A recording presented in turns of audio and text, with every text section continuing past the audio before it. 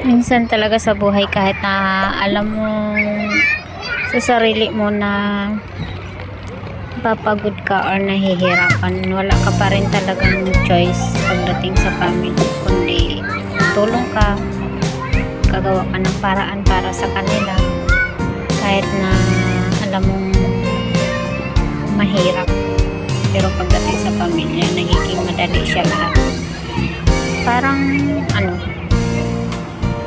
kalimutan mo ang sarili mo para lang sa kanila.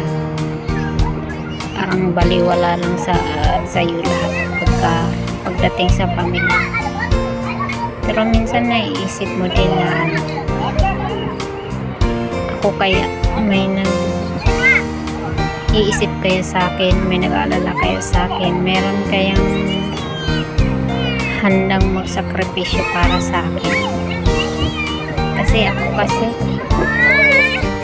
kahit sarili kong damdamin, sinasakripisyo ko para sa pamilya, para sa sarili ko. Ang alam ko nakatulong ako, kahit naisipin na hindi pala ako nakatulong, mali pala yung ginagawa ko, pero alam ko sa sarili ko ginagawa ko yun para makatulong ako, para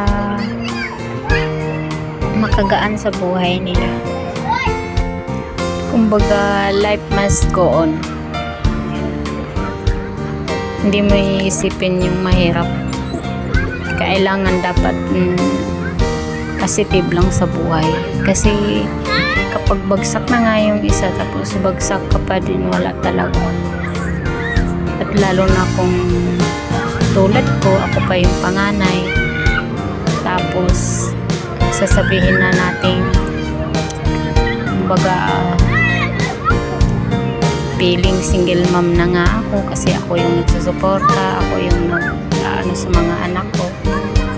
Although sabihin naman natin may ama naman sila, pero wala eh.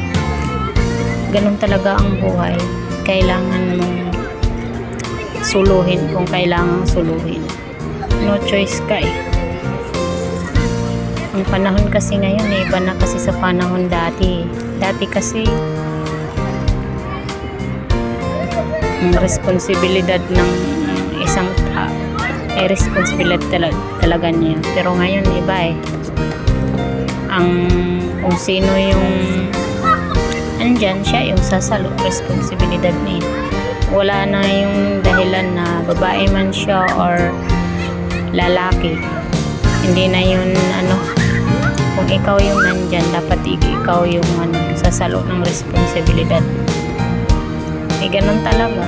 Siguro ito yung linya ng buhay ko. Wala. Kailangang panindigan.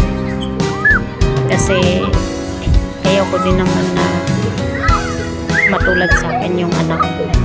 Gusto ko rin kahit papaano gumaan naman yung buhay nila pagdating ng panahon.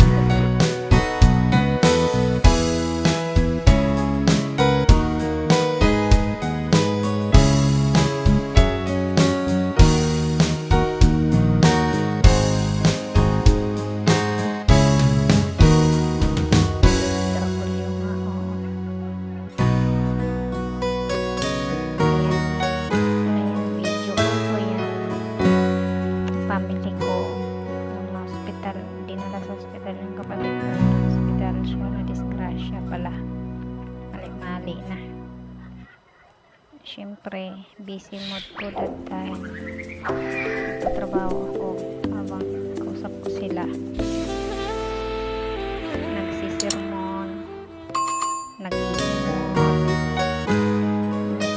papaalala sa mga matitigas ang ulo. Ko lang gagawa ng paraan kung papaano